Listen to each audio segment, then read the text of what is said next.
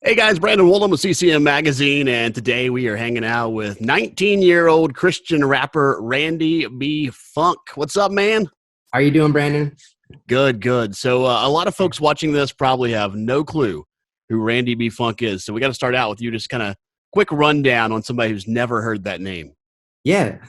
So it's my real name. A lot of people think it's a made-up name or a stage name. It's literally like on my ID, my birth certificate, RandyB Funk. That's my name.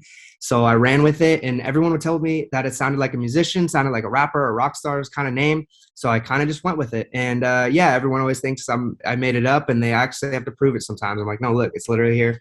But yeah, my name is RandyB Funk. I was born in Fort Hood, Texas, and grew up half my life in Maui, Hawaii. I used to surf. I'm a real island boy, not the joke, not the meme thing. I'm actually from the islands. Grew up there, and then we moved to Idaho here with my whole family, and been here ever since. And we love it out here. We love the Northwest. We love Idaho, and yeah, that's a little bit about me. And I started writing music and stuff. I got into it. I had always been a hip hop fan. Like I got introduced to Christian hip hop by going to winter jams with my family and youth groups and stuff like that. Probably when I was like, I don't know, really young, really young. I was influenced by it and stuff. And I remember first people I listened to was like Lecrae and Grits and Toby Mac and, you know, the whole 116 clique. And then now you got Indie Tribe and a whole bunch, everything's expanding and there's new groups coming out everywhere. But, you know, I was kind of like introduced at a really young age, and I started, you know, writing music when I was about 15 and just kind of jumped into it from there. And I only recently started actually recording and producing and getting into the actual releasing of music and projects and that sort of thing only 2 years ago. So I'm fairly new to the whole actually releasing music aspect of the whole thing. So it's been a learning process, and trusting God and my family has been super supportive. And yeah, that's just like a little bit about me. And so, yeah. Yeah. There's so many of us here on the mainland who want to live in Maui. You go from Yeah. Maui to Idaho. How the heck does that happen? Yeah, it was mainly for my dad's work and stuff, and he came out here before me and my mom came. He went and checked it out, and you know, looked around and was like, he knows us, so he was checking it out and being like, would this be a good place to bring the family out to? And he loved it, and so we came out here when I was, I think, 7 years old. Yeah, 7 years old, and 19 now. I turned 20 in October. And man, it's been incredible. I love it here. Idaho is beautiful. We get great weather. The people here are really amazing. And, you know, when I got here, there was little to no like hip hop scene, and it's still growing right now. It's still it's in its infancy, and even fewer like, you know, Christian hip hop scene. So that's where we're kind of here trying to build it and trying to start that movement up. And it's starting it. We're building a platform here, and it's been really good. We got a lot of shows coming up, and new music, new projects, and we're seeing that, you know, people really want more events, more concerts, more festivals, and that sort of thing here. And Winter Jam, we used to get Winter Jam that came through here, but they don't hit the Northwest anymore, unfortunately. But we get Harvest and other things like that, and you know, that's this type of stuff that we're trying to build here as well in the Idaho area and beyond. Of course, we're just trying to start a movement here, and you know, we're seeing it blossom, and it's been really cool. So. Yeah. Sounds great. You just put a new single out just a few weeks ago called Swerve. Talk to us a little bit about that song. Yeah, Swerve features a good friend of mine, Daniel Speaks, who I've been on tour with, as well as R. Swift, who anyone who knows the Christian hip hop industry should know the name R. Swift. He was one of the first artists to work with Lecrae, and he pretty much knows everybody in the game right now. Him and I met about 3 years ago. On social media, he put out a thing. He said, hey, I'm doing features. I hit him up. I was a big fan of him. And I hit him up and I said, hey, let's work. And we actually had him fly out to Idaho. We recorded a song that was 3 years ago. I was 15. One of the first songs I ever recorded, very new to everything. And he was super supportive. And ever since then, really, like, our friendship has grown, and he's been a good mentor and a good friend of mine. And so 3 years ago, like I said, we recorded that first song. And only now recently, it's not Swerve. Swerve was actually a newer one. He actually just came out again a few months ago, and we recorded that here in my home studio in my house. And that one, obviously, that just came out, and people have been really liking that one. But we actually have another one coming out that features R. Swift as well, collabed on that one, that comes out March 11th at midnight. And that was the song that we actually had done 3 years ago. So I've kept it in my vault for now. And I didn't really mess with it until recently. And I actually went back, I re-recorded it, remastered everything, and just re-engineered everything, made it sound a lot more recent, to reflect kind of what I'm able to do now. And so now, you know, it's really exciting to be able to release that song finally, you know, 3 years in the making. Super excited. It's very like just super chill summer kind of vibe. It's very like, it's almost like worship rap kind of thing. It's going to be great. I'm really excited for that release. And it looks like the music video for Swerve was actually recorded out there in Maui, right? We did parts everywhere, really. We did some parts. So Danielle did her part in, I don't know where she's from, actually. I forget. She was everywhere. And on R Swift, we got the video of me and R Swift that we did at the end there on his end of the verse. Me and him actually recorded that together when he came out, and we did a concert out here in Boise when he came out a few months ago. So we got footage from pretty much everywhere. We use a lot of footage. We're always filming and doing things because we never know when we might need to put a music video together. So yeah. So that song you did when you were 15, did you change a lot of the lyrics? Because a lot of people would go back and listen to something they did at 15 years old and say, there is no way I'm putting that out as a 19-year-old. That's literally how I am when I write a song in the morning and then I go back at night and check it out. So you can imagine 3 years later, I definitely went back, rewrote. I actually scrapped the whole verse, rewrote the whole entire verse. The hook kept the same. The hook's been the same for 3 years. We kept the hook the same, but like I said, just remastered and everything and made it sound a little bit better. It sound a little more recent. And no, it's just really exciting because it was a song that I always wanted to put out and just never found the right timing. I knew there was some stuff I wanted to work on it, and I just never got a chance to really finish and edit it up and get it ready for release. And this year I did get that chance. So very exciting, and I hope people really enjoy it. I think it's a great song, and it's very focused on like life gets at you, the whole meaning behind that. Really the whole purpose of like why I create music is to, of course, spread the gospel and encourage others and provide hope through hip hop. And that's what I want to do in conversations with people and interviews, everything. Like that's my big thing is giving people hope, because that's what we need. And honestly, you know, hope in the world, hope in people. You know, people will fail you. We're human. It's in our nature. But hope in Jesus is timeless. It's not dependent on our situation. It's not dependent on our circumstances or our future or our past.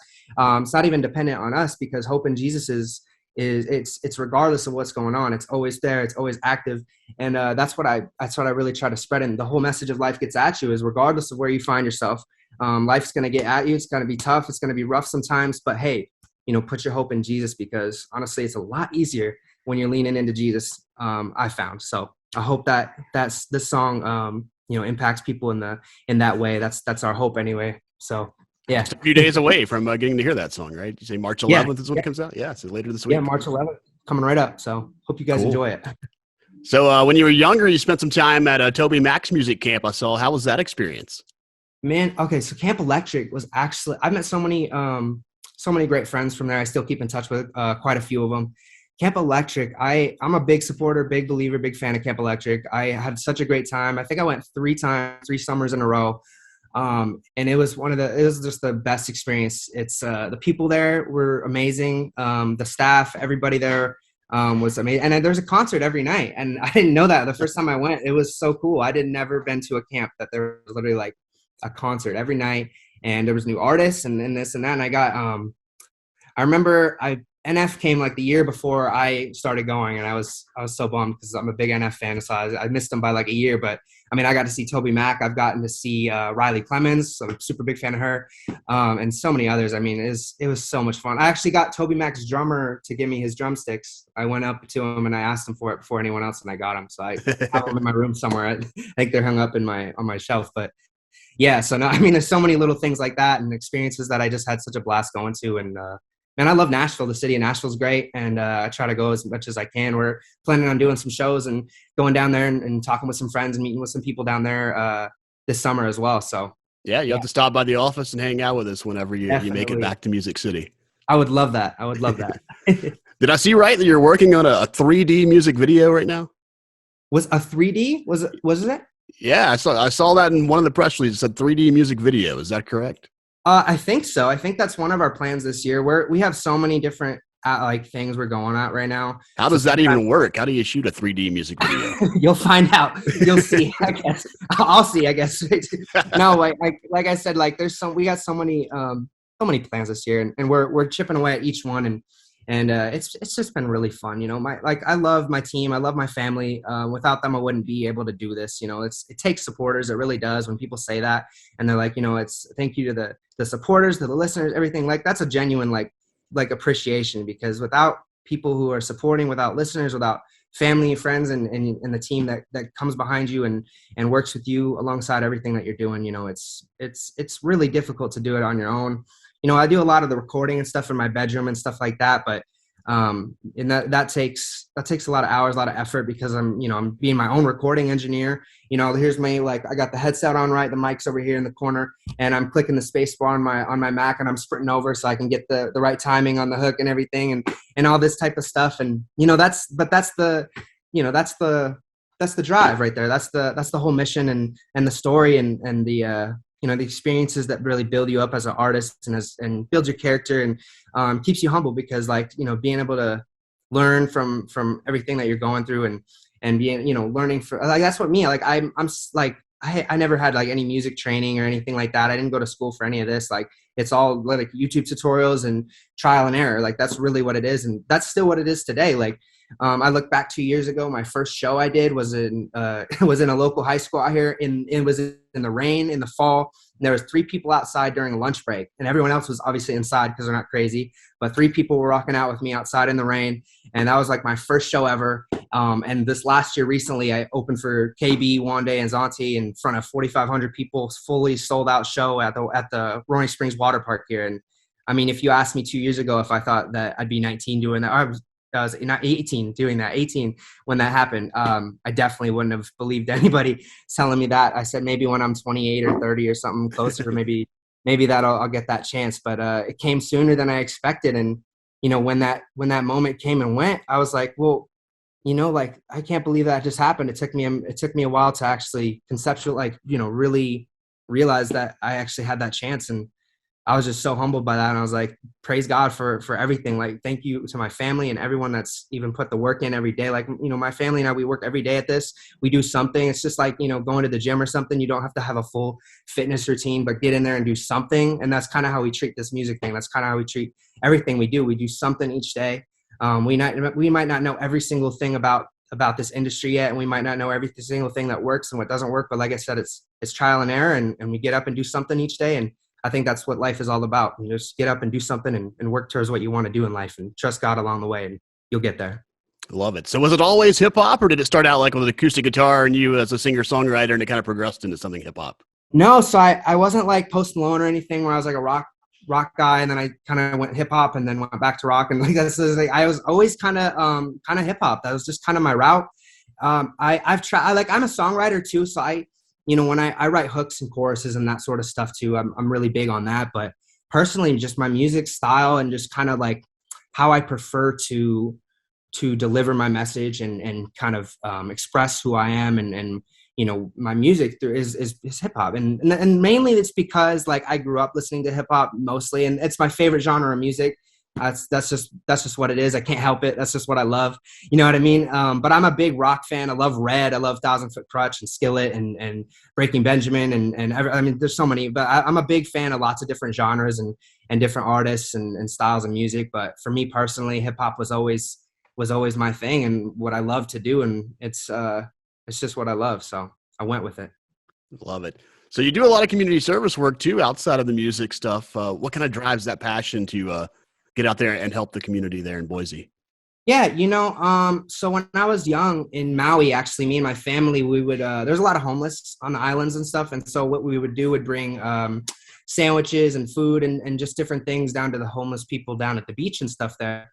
And, you know, when we came to Idaho, we noticed a similar problem. You know, there's not a huge homeless issue. There's not a huge problem, but I mean, you know, there's a few thousand people and that matters. I mean, one person would matter, you know what I mean? Like, so what, you know, my parents and I, like, that's just kind of where our heart is. And they instilled that into me early on, like, you know, provide and care for your community and you know, look after the widows and orphans and that sort of thing, you know, and that's big on my heart through music and through everything. Like, one thing we do benefit concerts each year. We try to do one like per season. We do one in the summer, spring, fall. We really try to do 4 a year. but we do as many as we can. And what the benefit concerts are, we get sponsorships, and through those sponsorships, we're able to bring out artists like Peabod, Christafari, R. Swift, several other artists that we brought out as well. And so, we bring people that are on local radio, people that they know, and then we get to be able to do a fun show for them. And we get to, bring the community out, and we sell tickets. And what we do is 100% all ticket sales go directly to the Boise Rescue Mission, to what they're doing for the community. And we really love that. We've seen a huge community support of these events, and they're only growing. We get hundreds of people that come out, and it's really, really cool. We do them usually at the Boise Bible College, and those have been really fun, and we love to do those. And when I was younger, I was volunteering at food banks and that sort of thing, just trying to spend time helping out the community as much as I could. And then at some point, I just decided, I was 11 years old, I was just decided to I wanted to do more. I wanted to start a drive. I wanted to do, start my own nonprofit, or do something that I could do, something that I could build and make it big. And that's what I did. I started the SOS service drives when I was 11. In the first year, we had about 400 donations. And this year we had over 10,000 donations. It's been crazy. Every year we've doubled or tripled last year's amount, and that same growth stat is consistent. Every year we grow. Last year we had 7,300. This year we had 10,000. This next year coming up, 2020, this next October 2022, we're shooting for 15,000 donations, and each year it just grows, and we get the like you've seen, like food bank barrels, that sort of thing. And what we do, we place them in churches, we place them in grocery stores. We even have every single fire department on our side, every single community's fire department, the head and the city halls. And we put them in there, and we actually, we do like a competition between the fire departments and different stuff. And we keep it fun and exciting for everyone involved. And that even takes a team. Like, it takes my family and I and people, being able to check the barrels and making sure everything's going smoothly. Like, everything we do is a team effort, and it's all God. Like, that's why I say, it's always like, I can't even believe, like, from the first time I started this drive, like, till now, to see that growth, even, and the growth in the music, everything. That's the one word I would describe, like, what we're doing in our family and what God's doing is growth, like consistent growth. And I truly believe that's because we're trying to we do our best to stay faithful to Him. And we really try to, just dive in each day and do what we can to serve the kingdom. And I think, if you do that with a grateful heart and a humble spirit, I believe that God will bless that. And I've seen that happen in my life and in my family and what we're doing in the Idaho area. So we're just staying on that course, and we're not going to waver on that. So, yeah. Nice. Did I see somewhere you're working on a new album already too? Yeah. So the first album, this is Divided. That was my first album I did. I believe I put it out when I was 17. Yeah. And so it's time. It's definitely time. It's been 2 years. Time for another album. What I'm doing this year. So like I said, this year I'm treating it a little different. I'm going at it a little harder. And this year I'm doing at least one new song or video or something every month, at least one. And some of the months are going to have 2 or 3 back to back, like one a week. We're going to consistently be dropping music this year, dropping videos, new merch is on the way. And we're going harder than ever before. We got tours coming up, the New Day tour. We're already setting dates on that. We're setting venues, calling up, venues, and we're getting places situated. It's going to be really fun. We're going to hit Florida. We're going to hit Nashville, California, and of course, Idaho, and lots of other places in between. But those are all coming up too as well. And it's just super excited. We got a show. I'm literally leaving for Reno, Nevada, Monday, leaving Wednesday, and we'll be up there for about a week, and we're gonna be doing some stuff up there, working up there, doing a PR tour up there, and we got a show the next day after I get back. We got a show here at a church in Idaho. We got that coming up March 18th, the spring break send off at a church. It's gonna be really fun, and that's what I said. Like, basically what I'm doing every month is a new song a month, and probably near the middle of the year, I'll put some of those together, compile those, and have a few new releases as well on that album. But that's on the way. It's in the works, and it's coming real soon. So keep an eye out. With all that, you're still juggling college too as a college student. So how do you manage all that? Yeah, no, it's not easy, but I do it, and I'm studying psychology at Liberty University right now.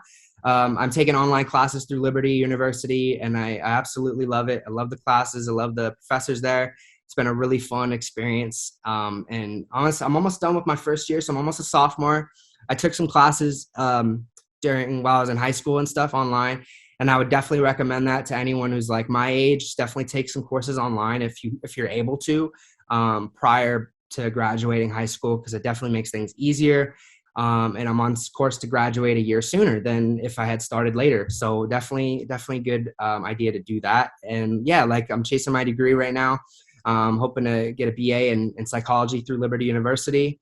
Love Liberty University, big fan of them, and they've been a great school, and I've loved being a student there. And like I said, like it's all time management and that sort of thing, and get up early, and I usually do schoolwork first, get that out of the way, right? And then I get to be able to do the fun stuff, work on music, and focus on what I love. And but yeah, no, it's easy if you're able to, have self-control, and just time management is key for real. Like that's the big thing with anything anybody does. I think time management is really key. And luckily I was able to learn that skill pretty early on, because me and my family were always so busy. So like time management was huge. If we wanted to get anything done, if I wanted to be able to have free time to meet with people, I had to move things around. From even when I was 14, 15, I had to situate things and move things around to make all that work. So, being a time management is just super important to me. So that's kind of what it is. All right. Well, it's been cool hanging out with you today, RandyB Funk. You can check his music out at randybfunk.com. B is just the letter. You don't have to spell it out. And new music coming this week. He's already got some out too. It's been fun hanging with you, man. Thank you, Brandon. I really appreciate the opportunity. Love CCM Magazine. Love you guys, what you're doing out there. Appreciate the opportunity.